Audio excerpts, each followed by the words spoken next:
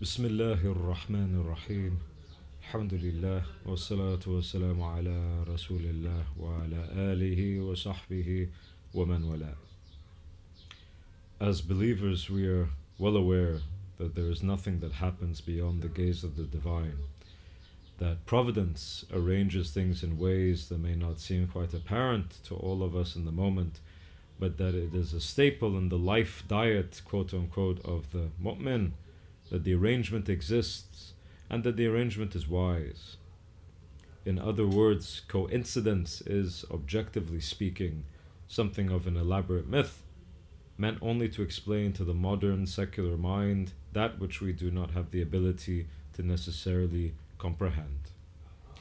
But the believer well knows that there is an adab, an etiquette to the workings of the world, and that the nidam, the order of time and space, has umpteen lessons, if we would only pause to observe them. The racing speedster cannot be surprised when the natural beauties of the world pass them by. In truth, it's only they who are passing. In the hours following the New Zealand attack, following that awful and dreadful massacre, the very first congregational prayer, the first Jum'ah, was held at the almost completed new mosque in Cambridge, England. As one passes around the elaborate and beautiful building, one is struck by the symbolism of the tree-like structure within.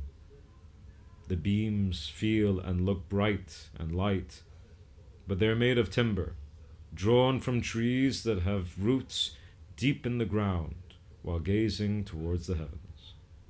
That project has taken more than a decade to come to fruition, but just like the most beautiful of trees, which can take far longer than that to emerge into their fullness, the mosque will, insha'Allah, materialize into a grand testament to the tenacity of the visionaries that sunk their efforts into it. That too is the story of Western Islam. It's a story that bears repeating as we all collectively process the awful tragedy and calamity that befell our brethren in that part of the Western Ummah in New Zealand.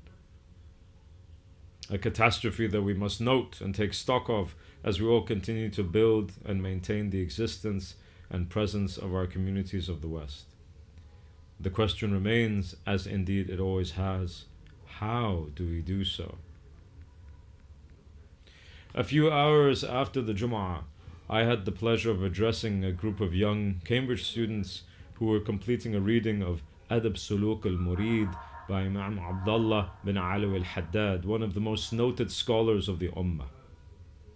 His closing advice and counsel, nasiha, to the reader is one that reminds us all that the path to spiritual excellence is indelibly connected to two things. The first is sincerity with God. The second is good conduct with people. Much of the closing part of this universal text is precisely that, reminding people that if they would follow God, then they must follow, in a practical sense, the best model of good conduct, which is his beloved, the Prophet, alayhi salatu wasalam. It is not always easy. It is a tall order.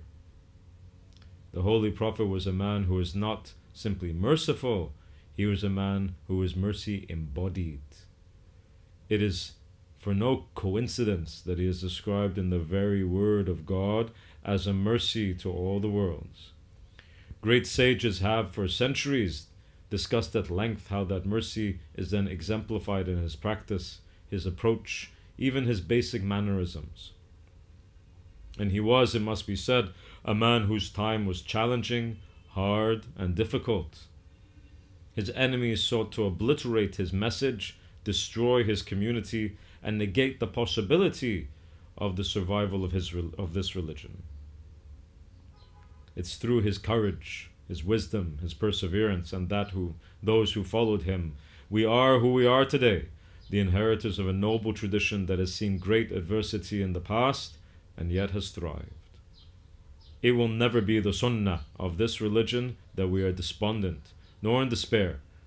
Rather is the practice and mark of this religion that we lift each other up out of worldly bondage, which includes the slavery of evil emotions and urges over ourselves. But it is difficult, because when the reading of the text, whether it be that one by Imam al-Haddad or this one by this author or kada wa kada, we all walk out that door into the world. A world where we know we will be faced by trials and tribulations. And the answer to that remains as it always has: sincerity with God and good conduct with His creation. We know that God will never give us something we cannot handle, even if we might not like it. We know that we have been given all the tools we require, even if the medicine we might take is bitter.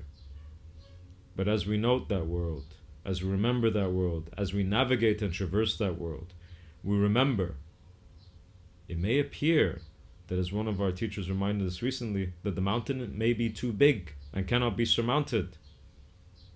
But this is a travesty created of our own small minds, because every mountain can indeed be turned into a molehill by the grace of God, particularly if we seek to overcome through a heavenly breeze. As the noble sage Ibn Ata'illah as-Sakandari said, nothing is difficult if you seek it through your Lord.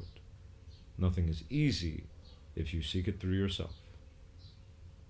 As we thus consider the path forward, we are reminded therefore of that primordial lesson, to be sincere with the Creator and to engage in good conduct with His creation. We are reminded to be valiant with the oppressed. We are reminded to be chivalrous to the vulnerable. We are reminded to speak truth to the repressor. We are reminded to oppose the one who would victimize the weak.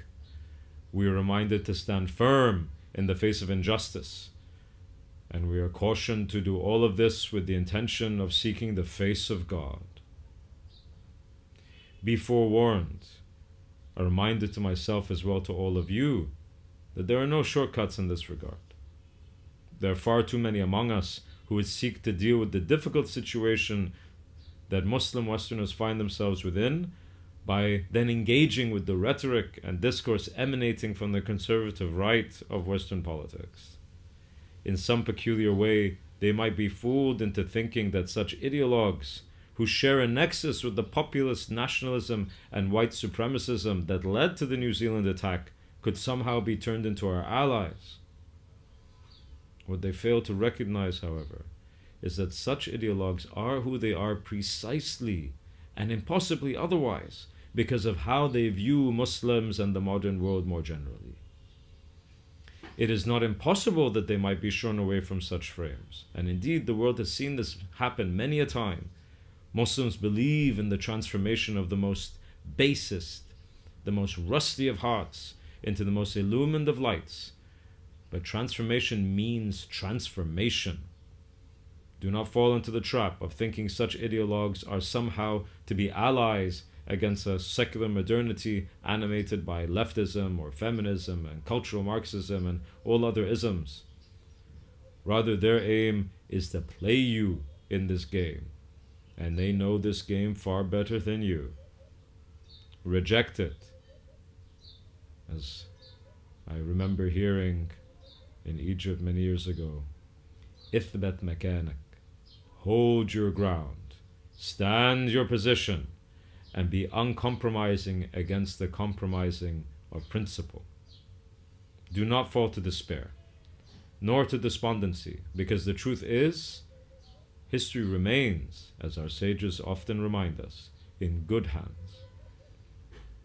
It is our task to be as we were and as we are, souls that remember that primordial covenant, where the lordship of the divine is recognized, and which presupposes thus duties upon us, to be, as was stated, sincere with God, and to engage in good conduct with people.